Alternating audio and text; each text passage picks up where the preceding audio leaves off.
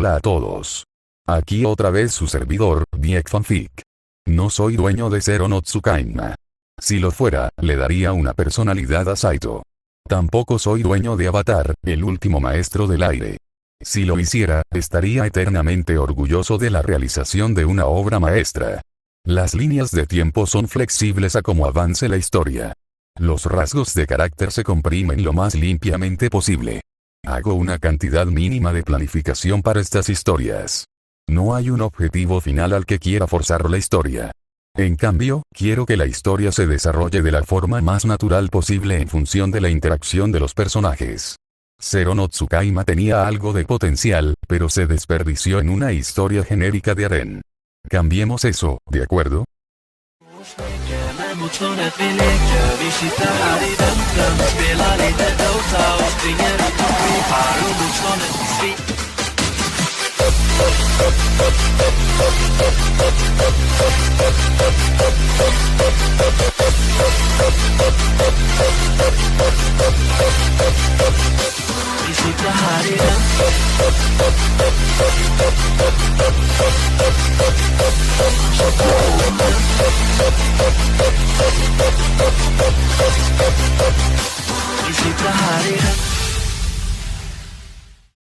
Capítulo 1. Avatar. Flotante. Oscuridad. Luz. Inexistente. Vacío. Sin fin. El alma de Aang yacía flotando en el abismo. Cuando Korra, el avatar actual, se separó de Raava, el espíritu avatar, todas sus vidas anteriores se desconectaron de ella. 10.000 años de almas reencarnadas superpuestas, todas conectadas por su vínculo con el espíritu de Raava, desaparecidas. La pérdida dejó a la joven avatar lisiada espiritualmente, pero con el tiempo se recuperaría. Pero su historia no es lo que importa ahora. Aang, el alma reencarnada anterior del avatar, fue el primero en separarse cuando se cortó la conexión. Salvo los 100 años que pasó bajo el hielo, vivió una vida relativamente corta de 66 años. Incluso casi 20 años después de su muerte, muchos de sus amigos y compañeros aún tenían que pasar al mundo de los espíritus. Cuando Aang encontró su alma separada del espíritu de Raava y sus encarnaciones anteriores y futuras, deseó que su espíritu asumiera la posición del loto. Era la postura que encontró más cómoda para la meditación, pero en lugar de mantener su mente vacía, se encontró con algunos remordimientos persistentes sobre sus acciones en la vida. No estaba demasiado orgulloso para admitir que no había sido el mejor padre para sus hijos. Su hijo y su hijo menor, Tenzin, que controla el aire, recibieron la responsabilidad de reconstruir los Zero Nomads y preservar su legado. Esta carga le dio al joven una visión distorsionada del mundo. Luchó por adaptarse a los cambios del futuro. Y el tiempo que Aang pasó con él fue tiempo tomado de su tiempo con sus dos hijos mayores, Bumi, un no maestro, y Kia, un maestro agua. Si bien Aang pudo haber salvado el mundo y unido a las 4 naciones, y ayudó a fundar una quinta, había fallado en la paternidad. Sus fracasos no se limitaron solo a su crianza.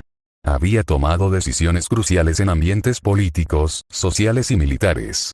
Algunas decisiones que tomó tendrían un impacto duradero que llegaría mucho después de su fallecimiento. Había vivido lo suficiente para ver algunos de sus errores, pero sabía que el tiempo diría si realmente tomó las decisiones correctas en su vida. Aang no supo cuánto tiempo permaneció su espíritu en ese lugar.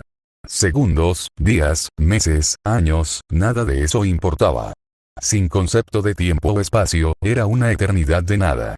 A pesar de su disciplina espiritual, Aang sintió que su alma se erosionaba. Sin una presencia en el mundo de los espíritus o cualquier otra atadura espiritual, su alma eventualmente fallecería. Si reencarnar sin ningún recuerdo o desaparecer por completo, ¿quién podría decirlo? Ninguna opción mantendría su presencia, por lo que Aang decidió mantener su alma todo el tiempo que pudiera. Y así se quedó.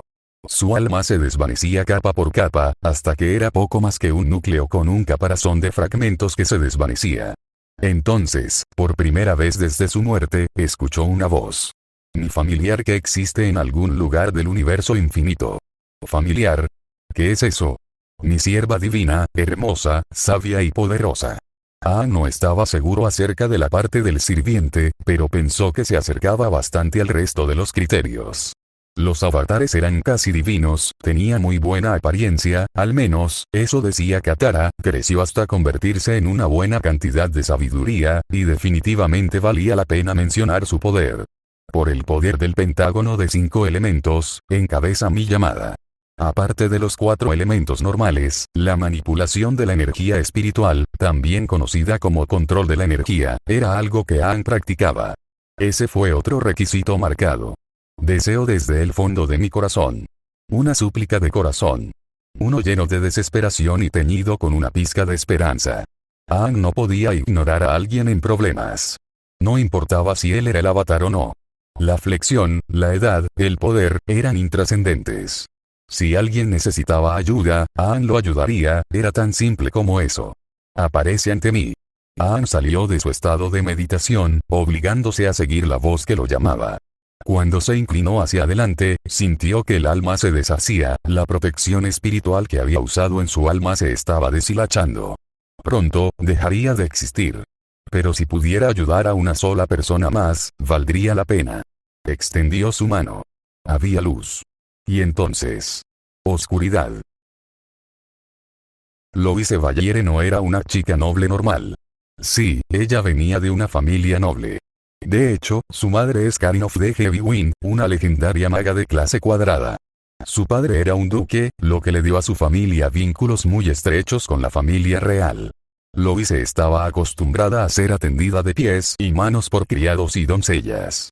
Estudió y siguió las enseñanzas de la iglesia y del fundador, quien profesaba que la magia otorgada a los magos era prueba de su nobleza y autoridad para gobernar. Como la mayoría de los nobles de Tristán de su época, era estudiante de la Academia Mágica de Tristán. Ya en su segundo año de estudios, estaba bien versada en los aspectos teóricos de los 4 elementos de la magia. Sí, Louise tenía muchas cosas que la hacían parecer una chica noble normal. Pero lo que le faltaba, aparte de un cuerpo femenino desarrollado, era algo que definía a la nobleza misma. Magia. En la academia, Louise era conocida como Louise de Cero por su falta de habilidad para lanzar hechizos. Eso no quiere decir que no pasó nada cuando trató de lanzar un hechizo. Lejos de ahí. De hecho, la evidencia de los intentos de fundición de Louise era dolorosamente obvia en todos los terrenos de la academia. Cada vez que Louise canalizaba su fuerza de voluntad en su varita para lanzar un hechizo, estallaba un estallido atronador con una lata de humo. Incluso los estudiantes de primer año se habían acostumbrado al sonido característico de las explosiones de Louise. Si bien se teorizó por primera vez que las explosiones fueron el resultado de un hechizo de fuego lanzado incorrectamente, esa teoría se demostró rápidamente como falsa. Las explosiones carecían del calor característico y las llamas que estarían presentes incluso en un hechizo de fuego fallido. El humo provenía del hechizo que carbonizaba lo que fuera que estaba en su epicentro y luego lo expulsaba con una fuerza tremenda. No importa qué elemento de la magia intentara Louise, todos producían la misma explosión sin elementos. Sin forma de categorizar las explosiones de Louise en ninguna de las 4 categorías, se consideró que sus explosiones no eran verdadera magia y, por lo tanto, fallas consistentes de un hechizo. ¿Puede un mago que no puede lanzar un solo hechizo ser realmente llamado mago, y por derecho, noble? Esa era la pregunta en la mente de todos con respecto a la hija menor de Ballire. Si bien tenía la formación y los estudios para ser una noble, sin nada que pudiera llamarse un logro en la magia, su legitimidad se cuestionaba constantemente. A pesar de las obvias similitudes con su familia, incluso había rumores de que era hija bastarda de un plebeyo, y que había heredado la falta de magia de un plebeyo por sangre. Louise no quería deshonrar a su familia. Si bien mantuvo la cabeza en alto durante su tiempo en la academia, siempre deseó poder lanzar un hechizo correctamente. Y con el examen de invocación familiar acercándose, ahora probablemente sería su última oportunidad de probarse a sí misma. Toda la clase de estudiantes de segundo año estaba de pie en un círculo suelto en uno de los patios de la academia. Chismes y susurros revoloteaban por el aire. La inquietud del nerviosismo y la emoción corrió a través de la multitud de estudiantes que esperaban el comienzo del examen. El único maestro que supervisaba el examen, el profesor Colbert, saludó a la clase. Buenos días, estudiantes. Como todos saben, es hora del examen de invocación familiar de primavera. Y aunque esto se llama examen, no se preocupen, ustedes tendrán éxito sin importar qué tipo de familiar convoque. El fundador Brimir creó este examen para que los magos puedan convocar al familiar ideal que coincida con su afinidad y personalidad. Todo lo que tienes que hacer es seguir las instrucciones, concentrar tu fuerza de voluntad y tu familiar aparecerá antes. Recuerda, un familiar es más que una mascota, es el compañero de toda la vida de un mago. Trata bien a tu familiar, porque necesitarás confiar en él en algún momento de tu futuro. Al igual que cuando se trata de personas, las primeras impresiones lo son todo. Después de concluir su discurso, el hombre calvo se ajustó las gafas. ¿A quién le gustaría ir primero? Uno por uno los estudiantes se adelantaron. Entrando en el ring de sus compañeros de clase, pronunciaron las palabras del hechizo e invocaron a la criatura que estaría unida a ellos por el resto de su vida. Algunos estudiantes invocaron criaturas mundanas, como un gato o una rana. Otros convocaron criaturas más exóticas, como Bubear, una criatura que consta de un solo ojo flotante, o Salamander, un reptil que escupe fuego. Pero la invocación más impresionante fue sin duda un dragón de viento. A pesar de ser un adolescente, era más grande que todos los demás familiares juntos. Irónicamente, fue convocado por el mago más pequeño pero más poderoso de toda la clase. Bien hecho, señorita d'Orleans, elogió Colbert al joven mago de cabello azul. Un dragón de viento es un familiar raro y poderoso, muy acorde con tu estatus como mago de clase triángulo. Ahora, son todos. Louise aún tiene que convocar a un familiar, gritó una pelirroja alta y rolliza. Ah, sí, gracias, señora Servest. Señorita Valliere, suba y realice el ritual. Louise, que se había quedado atrás mientras sus compañeros convocaban a sus familiares, dio un paso adelante lentamente. Se movía con la gracia elegante de un noble, pero sus pensamientos estaban lejos de eso. Estaba reuniendo toda su fuerza de voluntad, aferrándose a una firme resolución de mejorar sus posibilidades de éxito tanto como fuera posible. Y también, para eliminar el miedo persistente y la duda en su mente. Louise sabía que su posición como noble había sido cuestionada durante mucho tiempo. Ya había planes en marcha para casarla. Por supuesto, su prometido era un noble amable y gentil, pero si Louise fallaba aquí, solo existiría como un accesorio. Siempre sería conocida como la noble que no era una maga propiamente dicha. De hecho, si no fuera por la alta posición de su familia y su prometido, se convertiría en una noble caída en desgracia. Pero Louise no quería vivir con la red de seguridad que le proporcionaba su familia. Quería ser maga, una noble por derecho propio. Tenía que completar este hechizo. Si había un hechizo que necesitaba lanzar correctamente, era el de convocar a un familiar. Y tal vez, su familiar le daría una idea de qué elemento se suponía que debía manejar. No hace falta decir que este examen fue la prueba más importante de la vida de Louise. Ella tenía todo para ganar. Y todo por perder. Louise respiró hondo para calmarse mientras levantaba su varita. Mi familiar que existe en algún lugar de este vasto universo. ¿Qué tipo de hechizo es ese? Preguntó Montgomery, una chica rubia sosteniendo una rana. Sea lo que sea, es original, eso es seguro, respondió Guiche, un rubio de pelo rizado. Un gran topo acariciaba su pantorrilla. Mi sirviente divino, hermoso, sabio y poderoso, por el poder del pentágono de los 5 elementos, encabeza mi llamada. Tabitha d'Orleans miró por encima del pequeño libro que había estado leyendo durante la mayor parte de la ceremonia, curiosa por el hechizo improvisado. Deseo y afirmo desde el fondo de mi corazón que aparezca. El sonido familiar de una gran explosión atravesó los terrenos de la academia. Una nube de humo sin cenizas se filtró por el aire. Parece que el cero volvió a fallar. Tal vez una explosión es su familiar. Se ajustaría a su actitud. De ninguna manera se le permitirá quedarse en la academia. Louise apretó las manos a los lados mientras miraba desesperadamente la nube. Esperando, deseando, rezando por haber logrado convocar a un familiar, que se redimiría ante los ojos de sus compañeros de clase, maestros y familia. Pero cuando la nube comenzó a desvanecerse, no pudo ver ninguna figura de Kie en el círculo mágico. Agarró su varita hasta que sus nudillos se pusieron blancos.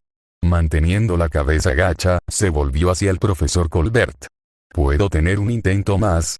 Ella preguntó. No, le suplicó. El profesor de anteojos suspiró mientras negaba con la cabeza. La ceremonia de invocación familiar de primavera es un requisito para los de segundo año, dijo con pesar. Y parece que no puedes lanzar el hechizo correctamente. Louise mantuvo la cabeza gacha, luchando por contener las lágrimas de vergüenza. Una Valerie no lloraba, se dijo. Tan deshonrada como estaba, no traería más deshonra a su familia. Tomaría su fracaso y la esperada expulsión con dignidad. No te preocupes, le aseguró el profesor Colbert. Estoy seguro de que tus padres, su voz se cortó abruptamente, lo que provocó que Louise levantara la vista y captara la expresión boquiabierta de su profesor. Los susurros de sus compañeros de clase cambiaron de burlas a confusión, y varios de ellos señalaron el círculo de invocación completamente arruinado. Louise se dio la vuelta lentamente, poco dispuesta a hacerse ilusiones. Sus ojos se abrieron con sorpresa cuando vio a un niño acostado boca arriba en el centro del círculo. Su cuerpo estaba cubierto de ceniza y polvo, pero parecía tener unos 13 años. Vestía pantalones anchos y una camisa que estaba cubierta por un manto corto chal. En su mano parcialmente cerrada yacía un bastón simple pero bien cortado. Dado que él yacía en el centro de donde había lanzado su hechizo, Louise sospecharía que estaba muerto si no fuera por el suave subir y bajar de su pecho. Sus piernas la llevaron al lado del niño mientras Louise miraba más de cerca. Estaba flacucho y parecía estar durmiendo pacíficamente a pesar de lo que acababa de ocurrir. «¿Profesor?», preguntó vacilante, alternando su mirada entre el chico y su profesor. El profesor Colbert se rascó un lado de la cabeza pensativo. «Bueno, parece que le hiciste un familiar a alguien después de todo», dijo. «Louise convocó a un chico plebeyo». «Sí, claro, probablemente le pagó para que se parara allí y quedó inconsciente en la explosión». Louise se irritó, pero no respondió a los nuevos rumores apenas susurrados. «¿Un plebeyo cuenta como un familiar?», preguntó ella, una astilla de esperanza entrando en su voz. «Supongo que sí», respondió el profesor Colbert. Su mirada desconcertada miró al chico, pero asintió con la cabeza a Louise. «Continúa ahora, completa la ceremonia». Louise vaciló mientras miraba al niño dormido. «Eres extremadamente afortunado de que te haya convocado», le susurró al niño dormido mientras se inclinaba hacia adelante. «Normalmente, nunca me rebajaría así». Cerró los ojos mientras le daba un rápido beso en el labio, sellando el contrato. Fue entonces cuando sucedió algo inesperado. «Él está brillando». Alguien gritó.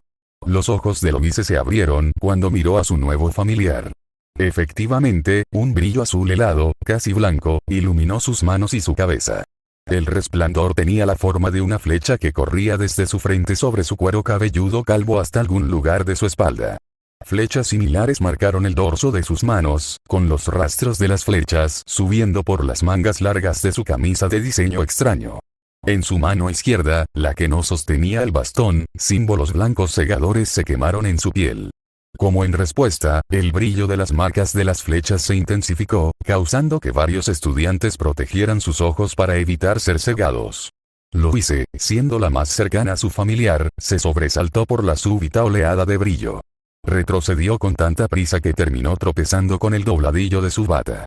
Observó con la boca abierta como un fuerte viento rodeaba a su familiar, levantando al niño inerte y resplandeciente varios pies en el aire. Los vientos se llevaron la mayor parte de la suciedad y la mugre que cubrían su cuerpo y su ropa. Su camisa y pantalones eran amarillos. Una faja naranja estaba atada alrededor de su cintura, y el manto corto que vestía compartía ese color, junto con las ataduras en los codos y las muñecas de su camisa. Las mallas marrones le llegaban hasta los pies, donde terminaban en un inusual calzado marrón más oscuro. Pero la atención de Louise se desvió de la apariencia inusual de su familiar cuando los ojos del niño comenzaron a abrirse lentamente. Se derramó una luz blanca brillante, y con ella, una sensación de asombro abrumador la invadió. Esos ojos parecían llevar la sabiduría y el poder de alguien mucho mayor de lo que sugería su cuerpo. «Atrás, señorita Valiere», gritó el profesor Colbert. Dio un paso adelante y levantó su bastón hacia el familiar flotante. El hombre había visto muchas cosas en su vida, pero esta era la primera vez que se encontraba en una presencia que parecía trascender a la humanidad. «Muévete a un lugar seguro». Louise no podía ni siquiera a Colbert por el sonido del viento que soplaba. Estaba aterrorizada, pero al mismo tiempo fascinada por la aparición de su familiar. Mientras esos ojos la miraban fijamente, Louise se sintió abrumada, pero extrañamente en paz. Con los ojos vidriosos como en trance, levantó la mano hacia el cuerpo, solo para que el brillo se detuviera de inmediato y el niño se estrellara contra el suelo. Hubo un silencio que duró varios momentos, pero finalmente, los estudiantes de los alrededores lograron recuperar el aliento. ¿Qué fue eso? ¿Cómo el cero usó magia de esa manera? Esa no era ella, era su familiar. ¿Es su familiar un mago? Ningún mago brilla así, y su bastón ni siquiera es una varita. ¿Está seguro? Señorita Valiere, ¿está ilesa? El profesor Colbert preguntó mientras se acercaba. Mantuvo una fracción de su atención enfocada en el chico, que parecía estar despertando a la conciencia. Lo soy, afirmó con un suspiro tembloroso. Estaba sorprendido, eso es todo. Un gemido atrajo la atención de Louise hacia el chico que había convocado. Se incorporó hasta quedar sentado, parpadeando rápidamente mientras trataba de ajustar sus ojos a lo que estaba viendo.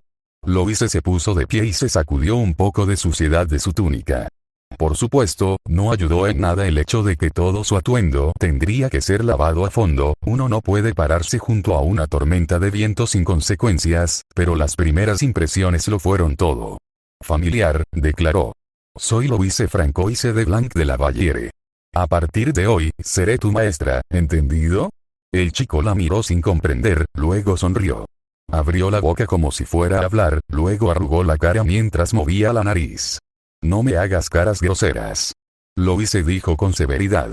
La boca de su familiar se abrió más cuando arrugó los ojos. Escucha bien. Soy tu maestro y actuarás como el familiar obediente que debes ser. ¿Me escuchas? Achú. Y esa fue la segunda explosión de la mañana. Fin del capítulo.